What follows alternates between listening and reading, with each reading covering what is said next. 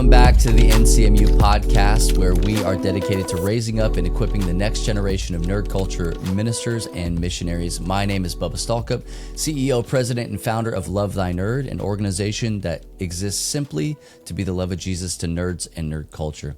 Thanks for joining us here on season 2. This is episode 2, and today we've got my good friend, Andrew Lowen of Lowen Games. What's up, Andrew? All sorts of stuff. My hair is always on fire, and I have so little of it by choice, but it's always on fire. There's always something to do. Yeah, we're going to be talking with Andrew a little bit today. Andrew is he's a crowdfunding expert. He is a marketeer. I don't know how you say that. I said it like you're a mouseketeer. I'm a marketeer. And also a game developer. And he made, for those of you watching online on our YouTube channel, the game right behind him, Deliverance. We're going to be talking about that a little bit, and their upcoming Kickstarter, Council of the Fallen, the follow-up, the expansion to. Well, I say expansion. It's like so much more than just a bare bones expansion. It's a massive expansion. It's like a try-hard expansion. Like we put out an expansion, but we're like, I polled our audience and was like, if I made this thing like $69, we could do this much, but if I made it $89, we could do that much. Which would you guys rather have? Just everything in the kitchen sink for a little bit more? And everybody resoundingly said, yeah, give me everything you got. And I ended up actually being able to make it for only $79. And we know how Kickstarter works. Give us everything all the time, please. Thank you very much. Well, hey, we don't want to get too far into this thing and forget to talk about the stuff that we're here for, because Andrew and I, like I said, we're friends. We hang out on occasion. We live like 45 minutes from each other. Yep. Maybe a little bit farther than that. But I'm actually going to be at your house tomorrow. Yes. Picking up a copy of Council of the Fallen. But we really like to talk about here on NCMU kind of what you're doing in this space. Like, we gave kind of a little bit of an intro to that, but what you're doing in this space. So let's just kind of start there. Like, what does Andrew Lowen do in the nerd sphere? So how do you fit? Yeah, so I kind of entered into the nerd sphere, aside from being a gamer, which I am of all spades of different shades of gamer. I played MMOs, I played CCGs, I played board games, I played MOBAs. I was a professional Hearthstone player, I was a semi-professional poker player, and just overall try-hard raid leader, PvP leader. Ranked 33rd in the world in World of Warcraft in my 2v2 arena team at one point, and I had two of my teammates win the BlizzCon World of Warcraft tournament on two separate occasions. And actually, the first guy won. His name's Zillia, as Paladin. The next guy was my 2v2 arena partner. Played threes in 2009 and ended up taking third place. So, and lots of other storied, things from just being a tryhard in gaming. But so from the perspective of I'm a marketer. I'm a digital marketer. That's my profession. I run a company. That's what I was looking for. Not marketeer. Yes, marketer. But I like marketeer better. So I've been a marketeer in the tabletop space in particular since 2019. I helped a friend of mine, Eric Bitterman, launch a project called the Isofarian Guard back in 2019. And I saw him at Gen Con. Yes. Yeah. He's got another thing coming out pretty soon, and he's excited about it. I'm very stoked for him. Anything that he makes, I'm instant buy. Actually, funny story is that the Stonebound Saga was his very first project. That was the first project I backed on Kickstarter in 2015. Oh, really? Yes. And so that's mine was the Ouya. So it sounds like yours worked out a little bit better than mine. Yeah. Mine was way cooler than yours. But and that's still on my shelf over there. So, but Eric had a challenge. He was like, "Look, I have," and this was I learned very common in crowdfunding, that his funding goal was set for like $40,000 or $50,000, but he said that if he didn't make at least $85,000, he was going to lose money. And what I find in the crowdfunding space, people have this dream, and they just want to make it a reality so bad that they're willing to, if they need to, go into debt in order to make it happen. And I thought, man, like, I don't want him to lose money. I have expertise in marketing. I've done, I've had clients on Shark Tank. I've done as seen on TV products. I've done all sorts of different, huge, both small businesses and like very big businesses. I've sold their products. And so I'm like, well, let me do this for you. You'll pay me in the knowledge that I gain. And I'll be able to help you. And if you've got a marketing budget, let me be in charge of it, And so he agreed, and he ended up raising $260,000. And so, then his box was 40 pounds, and it was epic. He was like, yeah, but so one of my favorite games on my shelf, the Isofarian Guard, by the way, it's incredible. It's like Skyrim. It really is it's more like Skyrim than Skyrim, and I marketed Skyrim, the board game. It's one of the IPs that we market. So so that led me into marketing tabletop campaigns. He told me, or he kind of started referring people that would ask him, how'd you do that? In 2019, that was more impressive than today, but, raising $260,000 for a project. And I started getting a steady stream of referrals. And now I have a team of 8. My company is called Next Level Web, and we rebranded ourselves Crowdfunding Nerds because that's way cooler in the crowdfunding space. And half of our business now with our staff of 8 is dedicated to crowdfunding and helping in specifically tabletop creators. And, we do video games, we've done apps, we've done, other projects, books and things like that. We did the podcasts, like we did the Exorcist Files podcast. That was a lot of fun. But we've done over 200 tabletop specific crowdfunding campaigns. We've helped raise well over $25 million at this point for our creators. And I am also a creator myself. I made, as you said, Deliverance. We raised $314,000 for that.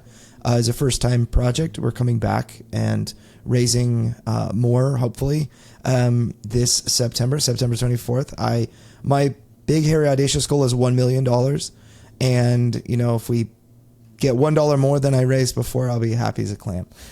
But yeah, I just want to make it. I want to make it big. I want to make a statement. And so that's kind of how I'm involved. I do IPs like Fallout, Dune, Star Wars or Star Trek. I did Ascension. I worked on with Wise Wizard Games. I've worked with, as I mentioned, Sky Kingdom Games. We did Galactic Cruise. We did Distilled and Luthier. We did tons and tons of games. I should look back at my shelf. We do IPs like Conan. We did Mass Effect 3 in particular. And we're our newest client. We're actually talking to them right now. Haven't fully closed them. They haven't signed on the dotted line yet, but is Magpie Games with Avatar RPG and Root RPG, stuff like that. So we get to work with a lot of really cool projects, and it gets complicated like that. But my favorite thing is to work with the first time creator that's like, I have a really great idea and no email list. It's like, what do we do? We just are gamers. We're game designers, and so we operate our company under Christian principles. We turn down projects that are not. We'll say there are 4 reasons we'll turn down a project. One is because they're not ready. It's like, you're just not going to make it. We're not going to let you spend money with us if you're not going to make it. If there's just, no shot, right? And you can't put a drawing on a napkin now and get it funded like you did in 2012, right? Yeah, it's a little different. Yeah. It's a little different these days. Very much so. And so then, things that are overtly sacrilegious, like, there's one thing, there's like a difference when it's something that's like, a pentagram is in the game. It's like, well, why is that there? And then they respond, well, because it's cool, and that guy's a bad guy and whatever. It's like, okay, well, they don't understand. But then it's like, oh yeah, this game is about shamanism and the occult and connecting with the occult and being one with the moon and whatever. It's like, well, I just don't want to touch that with a 10-foot pole. So, but, and then, obviously, along the same lines, anything with like nudity or that's, like I say graphically hyper violent, but there's never been a project we've turned down that's kind of along those lines, but just generally adult content. We don't like to promote things like that. I think, sure. Would my wife want me staring at this? And sometimes the answer is no, Yeah. Well, and I think that that's a really good thing to think about too, because for everybody who may just be meeting you for the first time, I mean, Andrew is full-blown believer, right? Like, let's take a little bit of time and talk about your game Deliverance, not necessarily as a way to peddle it, because to be honest, there's nothing to peddle at the moment. All the copies of Deliverance are gone. If you can't find it in a local game store, you can't find it. Have fun on eBay, I guess. Secondary market, probably. Yeah, we do. Yeah, I think we might. So what happened is our distributor said that, or our warehouse said, "Oh, we found some more copies." So our stock automatically updates with whatever they have in their warehouse, and so we might have a few copies on our website. But oh well, hey, there you go. If you can find it, then bazinga. But what I want to focus on a little bit, because this is the Nerd Culture Ministry Underground podcast, and so we want to focus on the ministry side of things. And you put a lot of time and energy and effort into just the theological research for your game. I mean, you and I have been talking about this game for years. Many years. I mean, several COVIDs ago, it feels like at this point. Yeah, you were very pivotal in the development of Deliverance personally. You hurt my feelings so good back in, I want to say it was Gamma 2020, right? That's exactly when it was, I ripped the core out of Deliverance and rebuilt it, like rebuilding an engine in a car from just the good conversations that we had. And, a couple of Andrew Tolson was at that table. Yep. I remember this conversation so vividly. Yeah. But anyway, Sam Daly was there. Yeah. So let's talk a little bit about like just what you've put into Deliverance from a theological standpoint. Mm-hmm. Like a lot of people ask me so often, as a Christian, what games can I play or should I play? And my number one go-to is always to say, play what you like. Like the things that you enjoy. But I know that the question they're asking me is, what are the games that are out there that carry Christian themes or biblical mandates or like whatever it is? What are the things that are not going to pull me away from God, but that are going to drive me towards Him? Yes. So to talk about a little bit when you're building Deliverance, how you did that. Yeah. So there are two fronts that I had to fight on, if you will. One was from the theological standpoint. What is good? What is edifying? What kind of angles do I want? Are the angels these awesome, ultra powerful, godlike beings, or are they? How will I represent them in order to do this in a manner that is consistent with Scripture and how the angels would behave and all of that? And then also related to demons, like I don't want to make them true. Like I actually think demons are beautiful, or fallen angels in particular are beautiful creatures that are horrible, like leagues of magnitude more horrible than I have portrayed them. And they don't look anything like the twisted, the monsters. They don't look like monsters. Rather, I'll put it this way: there's no evidence for that.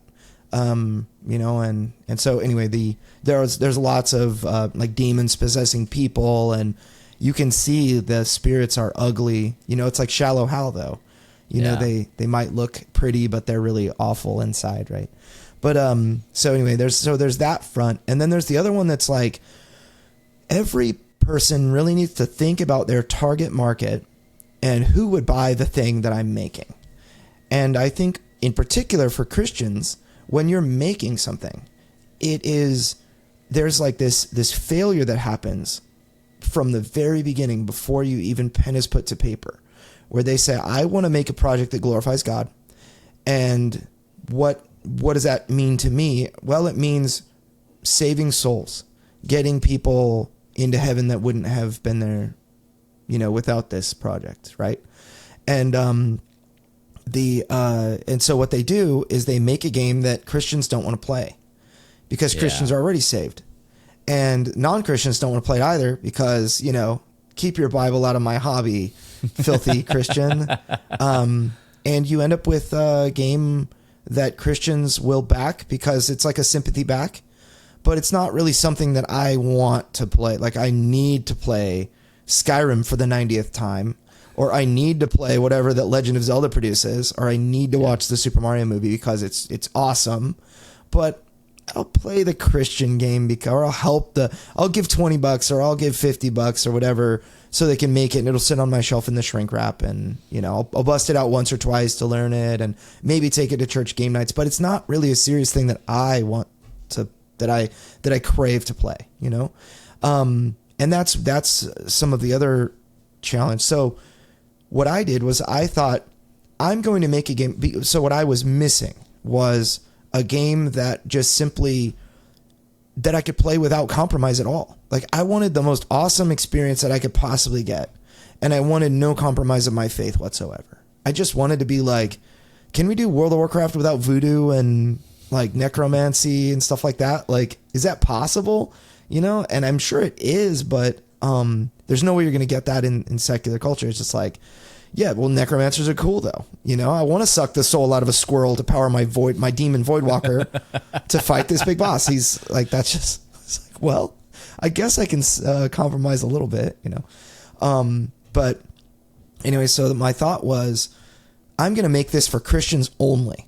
I don't care about non-Christians at all. I only want to make it for Christians because I want Christians to have something like this that they actually crave to play, that is good. And if they just do have fun with something that's good, then it's like one thing that they've got. It's like, we've got this one thing, like we've got The Chosen, which is good. Got the Passion of the Christ. We also claim Lord of the Rings. That's ours. We voluntarily claim that is I a always Christian. claim the Book of Eli. Yes, the Book of Eli. That's absolutely. my favorite Christian movie. Yes. And gosh, there are others, right? Narnia is an obvious one. Yeah. But and we'll talk about the Christian themes in Marvel and the Christian themes in whatever, right? Batman, we just watched Batman Begins with the kids, and they got so scared, in the beginning when the bats flew all over Bruce Wayne. And so my 3-year-old bounced out of his seat. So anyway, but so the thing is that Christians need innovation in order to actually feel like that. And that's where it's hard. That's where it gets really hard. Where, how can you innovate on like the great things that are out there? I learned that Christianity is not innovating.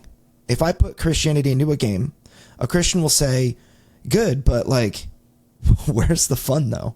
100%. And I learned that we'll say the Christianity in, to just keep it real simple, infusing of Christianity into a game is like the cherry on top of a sundae.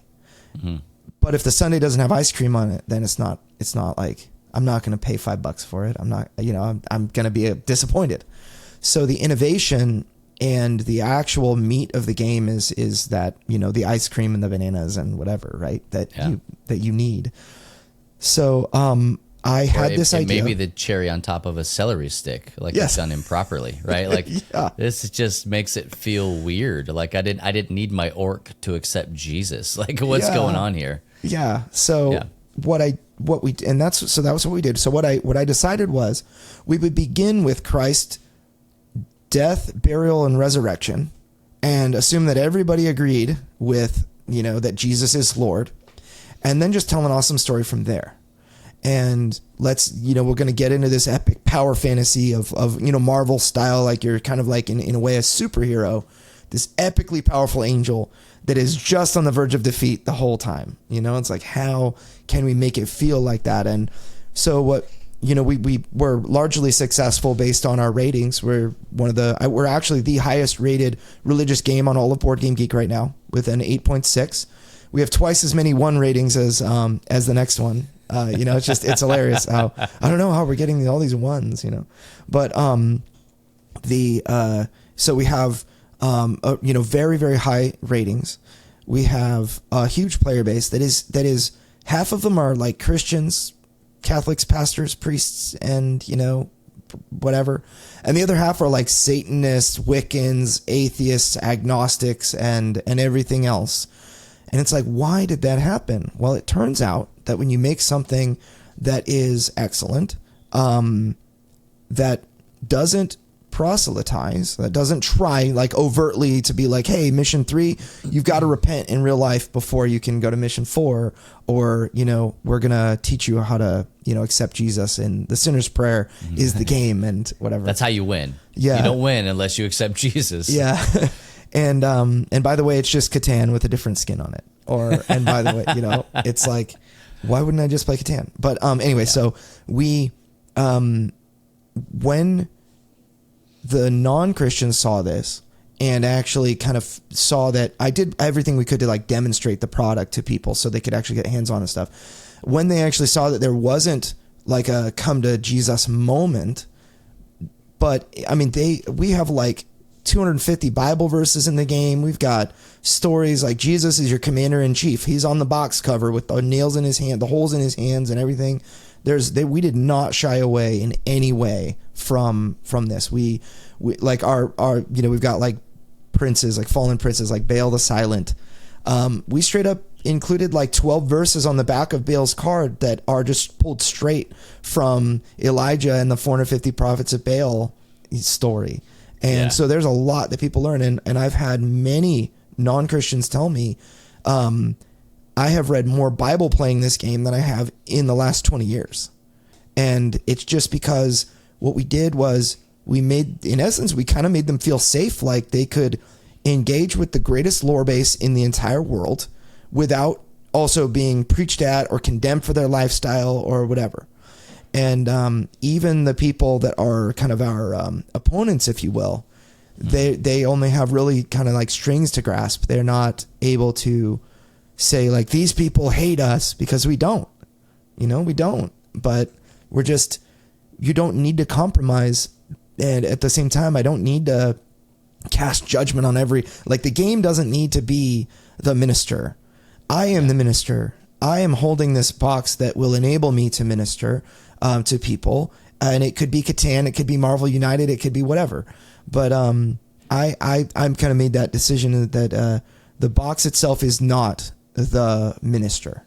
The one who's carrying the box is the minister, and they can choose to minister or not. Sometimes ministry happens on accident. Like we've had people accept Jesus playing this game that were all non-Christians, because a friend or like one of our fans brought the game to game night and they all played and they were all kind of making fun of it at first and they all repented by the end. I couldn't believe it. This story is just incredible. And so things like that have happened, but it was only my goal to make something excellent that Christians would be proud of, that they would be proud to share, and that sort of thing. And so, well, you did it. I really think that you did it. I think we've got enough time here. We can sit here and talk for a little bit about some of our favorite like Christian themed games in the market right now. But I will say that from a Love Thy Nerd standpoint, like Deliverance, vanilla Deliverance, and then also Council of the Fallen, like they're gonna have our badge, right? Like that. Yeah. This is a game that LTN loves because of all the things that you just said. Like it's a game that I have to find the right group to play it with, right? Because it's a heavier. You don't want to play game. it with exactly. Yeah, it's like, hey, if you love Just One, you're gonna love Deliverance. Like if the crew is hard to you, so you still have to find the right group. Yeah. But I have no problem if that group exists in my sphere, saying, hey, let's play Deliverance. Like this is it's not a cakewalk, right? It's difficult, but it's fun and it's rewarding, and you feel powerful when you're playing the game. And especially in the new one, like there's just so many, like I'm calling them wombo combos. Like there's such synergy in the game that you feel more powerful. It kind of infuses all of the previous gameplay with all these new ideas, and it's fantastic. But let's take for just a second. Let's talk about, because you're not the only one in the space. We've been talking about Isofarian Guard and a couple other things. Like, let's talk about some of our favorite other Christian games, Christian themed or otherwise games in the space, so that people that are like, man, really all I'm looking for are solid Christian experiences. I think that they think what I have thought for a very long time, which is they just don't exist. I hope you like Bible trivia, Bibleopoly, right? Like, because that's all you got. Yep. But there's more. There's more. Yep. Yeah. So what are some of the ones you're thinking of? Animo is actually comes to mind immediately for a lot of people that are that are into like kind of collectible card games. I think, if you're raising kids or if you are, dealing in youth groups and whatnot, I think Animo is an incredible, it's not exactly like an alternative to Pokemon, although I will say it's largely inspired by Pokemon. I think it's an excellent one. To call it Christian Pokemon is a bit of a misnomer, but it's not completely inaccurate. Yeah. Right. The Joshes over at Animo have just done such a great job, and they're constantly coming out with new stuff. Yep. And if you've got a kid, legit, this game I think thrives in homeschool environments, and I mean that in the best way possible. Right. Like, I think that it's a good way for kids to learn scripture. There's actually a mode in it where if you have the verse memorized, it immediately defeats the enemy, which is known as the Cine. Yeah. And so I think that's called sharpen your sword, right? And so there are a lot of really good things. They even have a program with Animo. This is not an Animo commercial, but they have a program with Animo where your children's ministry can partner with them to kind of create a gaming space through Animo at your church. I think it's really cool. So they're doing a lot of things that are smart, and it's just to help their kids want to memorize scripture and want to do those things. And I enjoy. I think it's innovative. The actual gameplay is innovative and interesting. A lot of the time when I play kids games, I want to poke my eye out with a pencil because I lost a point, and now the game's going to go 20 minutes longer. And Animo just has nothing that is negative. On that front, I enjoy playing it, and it's pretty cool. Ezra and Nehemiah is another one. Oh, dude, that's on my shelf of opportunity. Yeah. I'm borderline intimidated. Your first game is a real slog because it's like there are other games. So it's a Euro game that always you feel like you can't quite do all the things you want to do, and you finally get to run your engine. And you're like, yeah, that was great, and then the game ends. So for listeners who aren't familiar with what a Euro is, a Euro is usually a lot heavier than your traditional games. Little to no player interaction. But it's not that there is none. There's just little to no. You're trying to build your best version of whatever the thing is. Yep. Yeah. Multiple ways to win. Yeah. The most popular Euro game is probably Catan. Settlers of Catan. If you're familiar with that, you're gathering resources. You're spending the resources to kind of build things. You're either building roads or houses or gaining cards that do interesting things. And it starts off very simply and then kind of gets more complicated over time. Yeah. Now, a game that's on my shelf of opportunity is The Flood. I have. Oh, yours came in. Yeah, it did. I have it right here. Man, this is a game by Lowen Games, and it is about you guessed it, The Flood. Yes. It's like the best version of Christian Catan ever. Yeah. It's like Catan with floods. So yeah, Elijah over there, he is Bedouin Games. He's working on a lot of really cool stuff. Yeah, like a lot. He had that came out. They just did Kickstarter for Rise of Babel, Babel, if you're nasty. Yep. Yeah. And then they've also got another game on the horizon called the Magi. And so 3 Magi. And each one of those games, from what I've seen and experienced, those would be Rise of Babel is going to have our badge on it as well. And to be fair, so does Animo. So far we're batting 1,000 here on the ones. And we don't just put the LTN Lives This game on every Christian game that hits the market. We don't. We want to make sure that when we're talking about these things and introducing them to people, that we're not going to have to make concessions for, well, hey, I know, but just bear with me here. It's no. Let me introduce you to a banger of a game. Yeah. And so, but tell me how you like The Flood when you play it. Okay, I will. Yeah. I've played a little bit on Tabletop Simulator, but not enough to have a full understanding grasp of the game. Yeah. I jumped straight into Rise of Babel. Awesome. Yeah.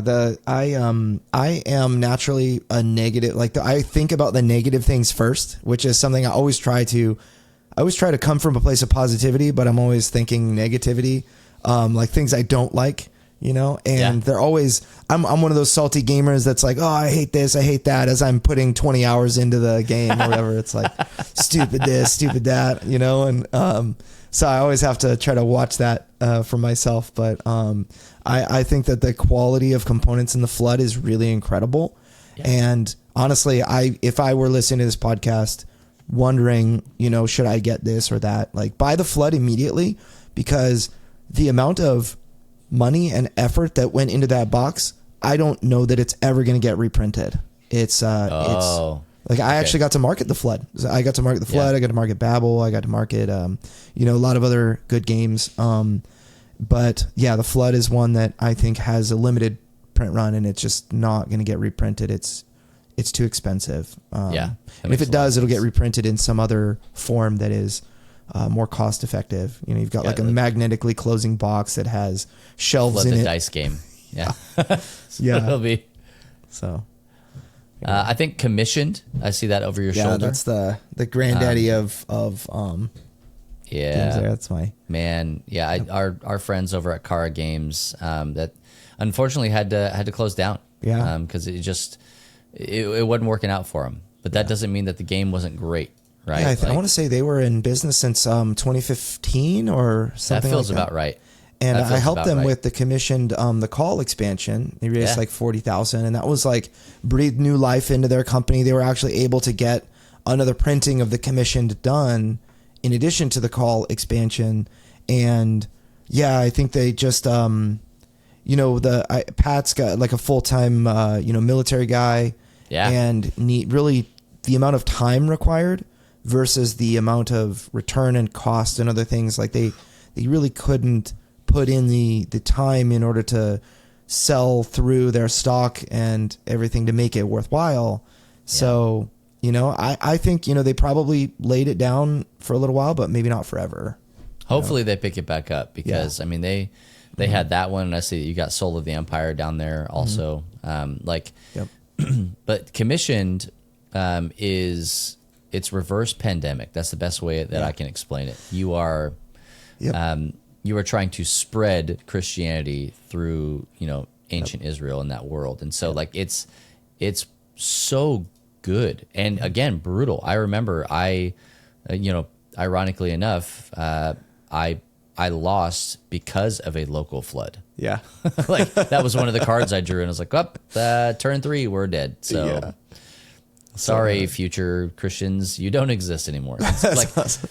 It's like these games are really good, and I mean there are tons more out there. There are tons more coming. Like it feels like a levee has broke. Yeah, like there's a resurgence in it, and much to your point to begin with when we were talking about like there's just no. It didn't feel like there was a whole lot of creativity. There was no, revitalization. There was no renaissance, right? Of Christian art where you can go back and in time, really, regardless of what your thoughts on this are, like Christian art was the leading, prevailing art during the time of the Renaissance. Yep. Whether it was actually being done by Christians or not is completely irrelevant. Like the art and the form was. It was everything. And so somehow over time we lost that and we got relegated to the back of the line. And so to see it having its time, that people, I mean, go and read some of the stuff about Deliverance specifically, and you'll see that there are people who we know personally in the board game space that are not Christians that are like, this game's great. Oh, very surprised. Where's the next one? Yeah. Like they're chomping at the bit. They're requesting the review copies. It's because it's a good game. Yeah. It's not just, it's because it's a Christian game that you have to like it. When that game dies, it's not going to heaven or hell, right? Yeah. It's going to a landfill somewhere. Yeah.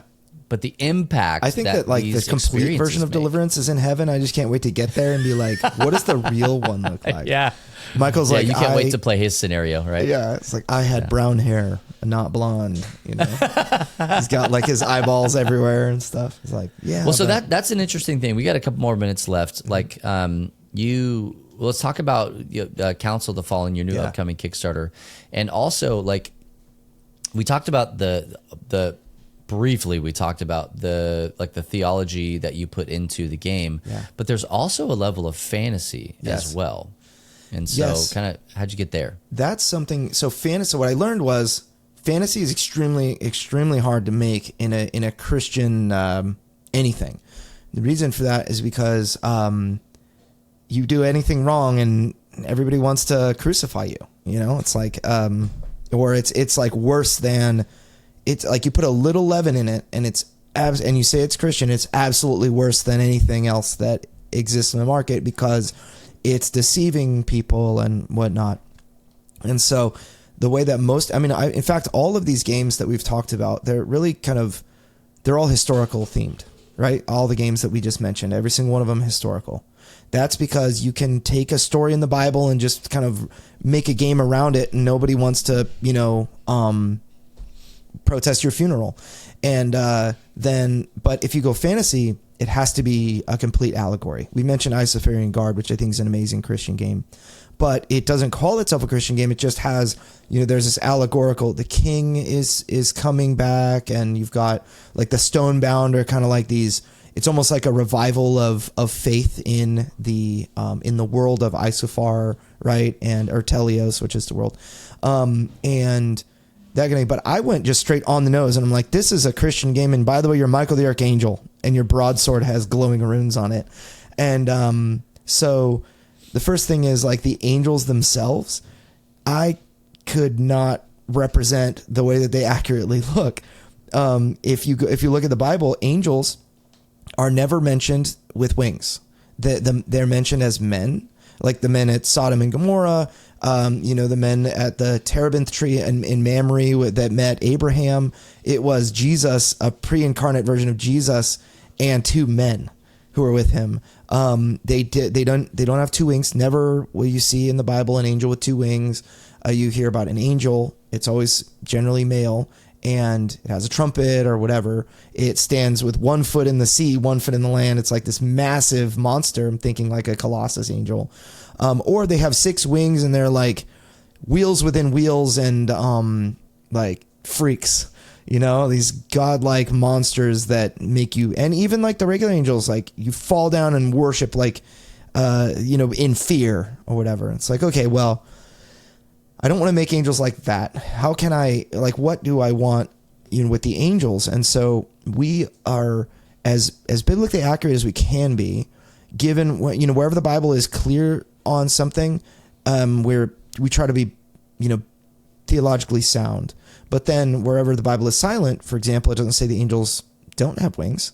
It doesn't say that they're men, but they can, in like the mortal realm, but then in the spirit realm, they can do other things.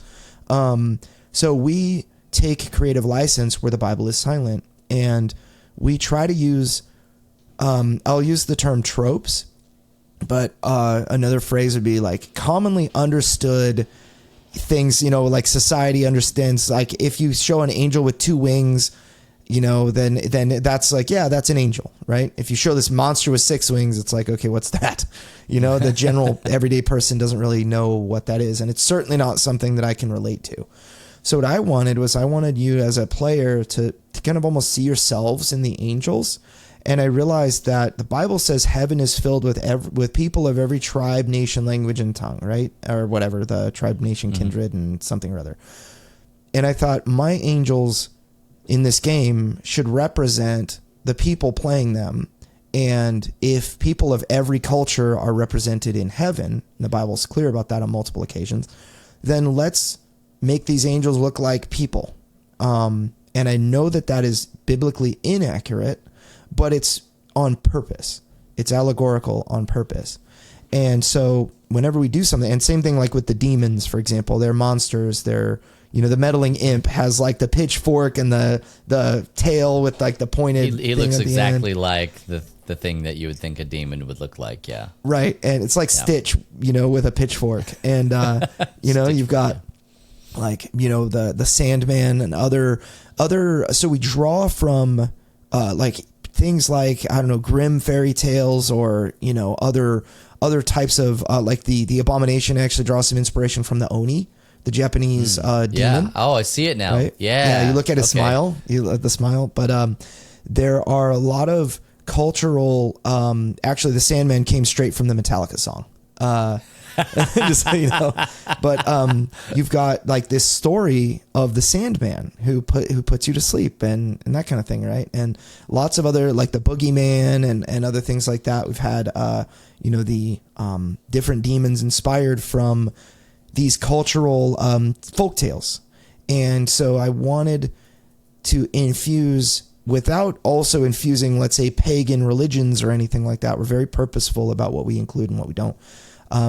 That we've chosen to go allegorical. And I've learned that when I do this, when you go fantasy, you cannot do anything simply because it's cool. You're not allowed to.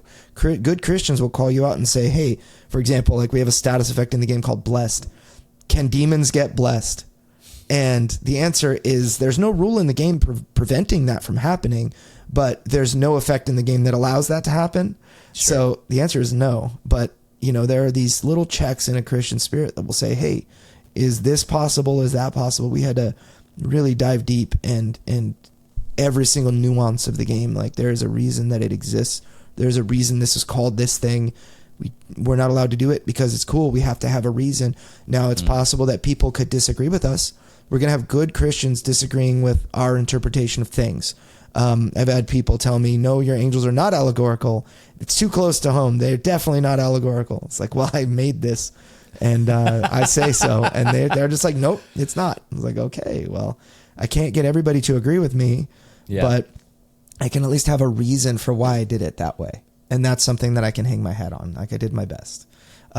So it definitely takes a team of people and also a lot of faithful brothers and sisters telling me this is wrong, that's wrong, that needs to change, especially with our story. Council of the Fallen, the new expansion, we are going all in on story. Like when you actually get it, you're gonna get a 2,000 words before the first mission. Before actually in the first game, we had about 150 words. So we're really going in. You're gonna have choices that you make that have consequences.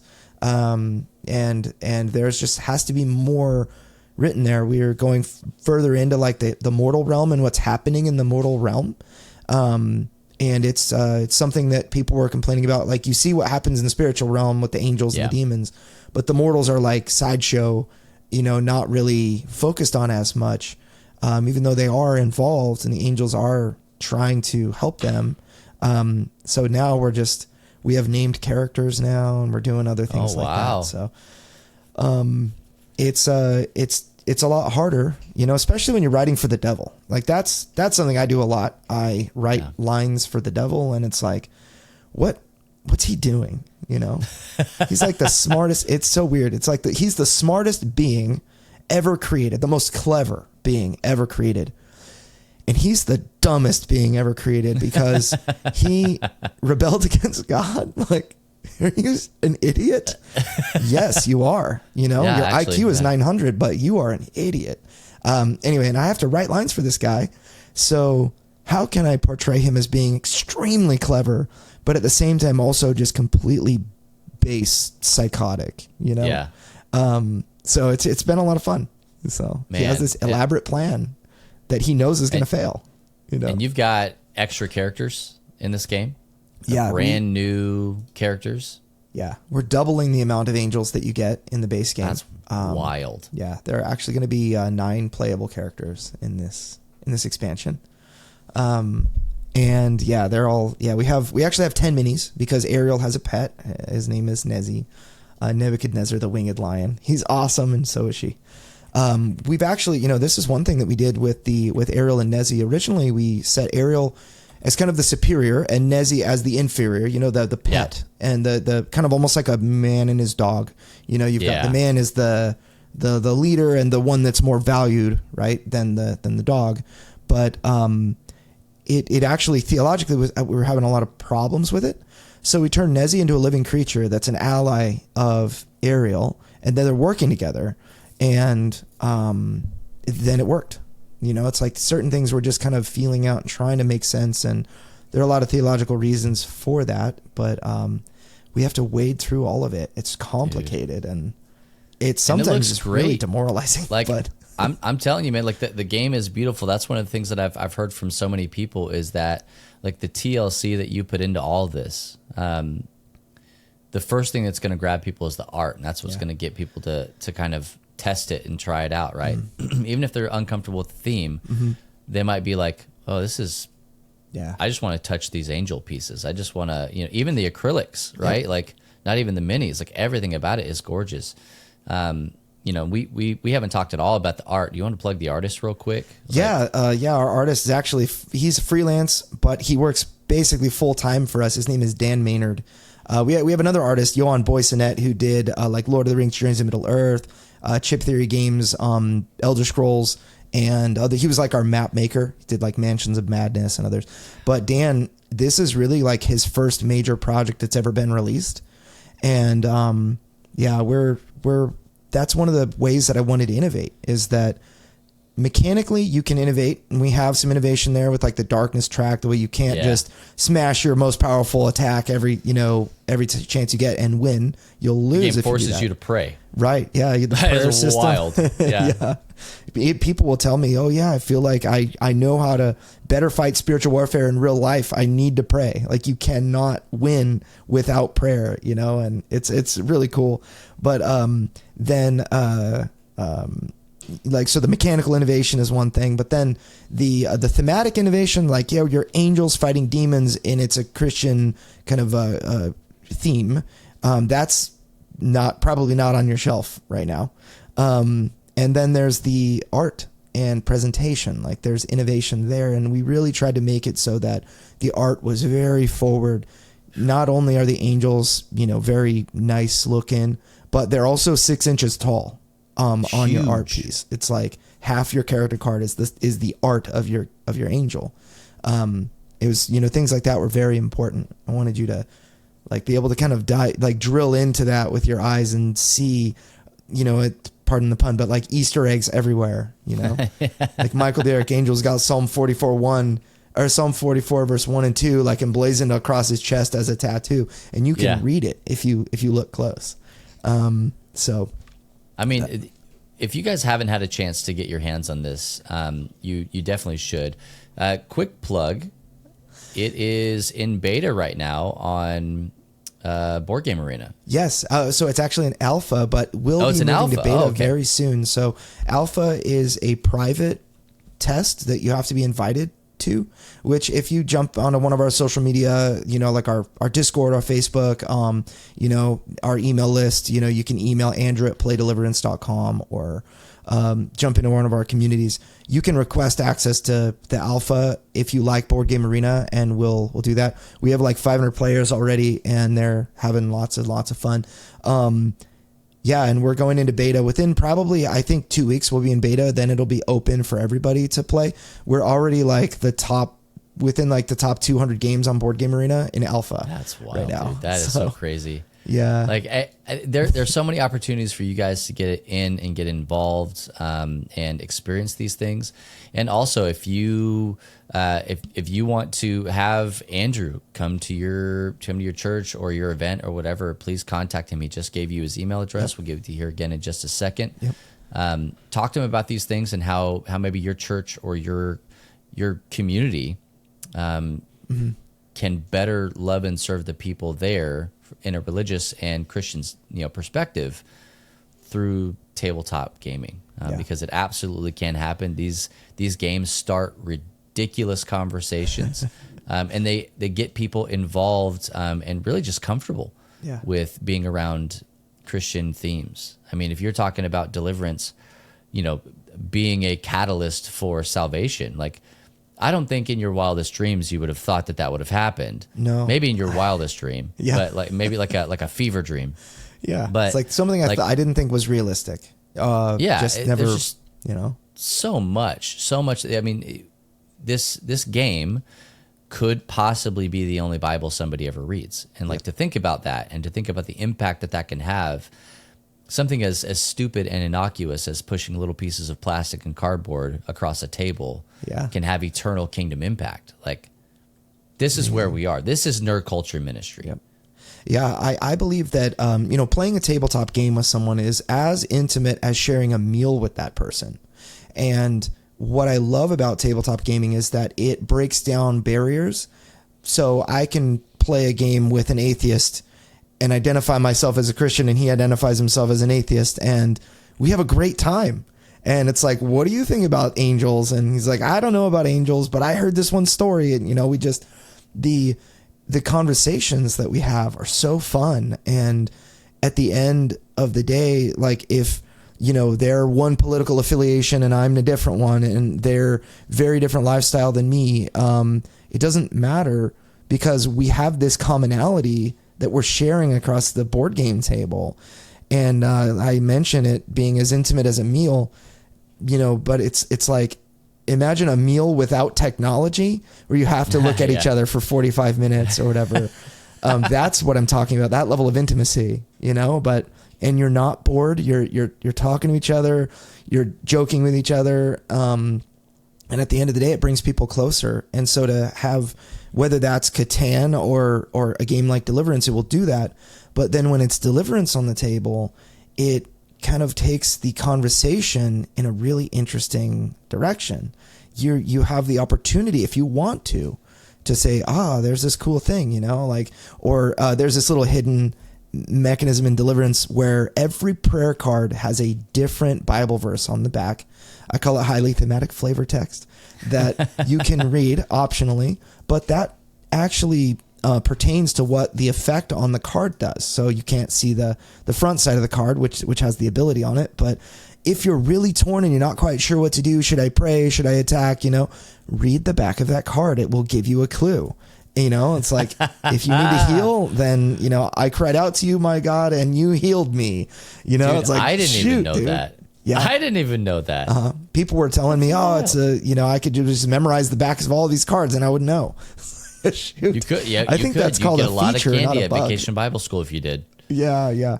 And so you have a lot of people that are like, oh yeah, I know what this one is. This is the golden rule. Like, I'm going to get a courage and a light and whatever.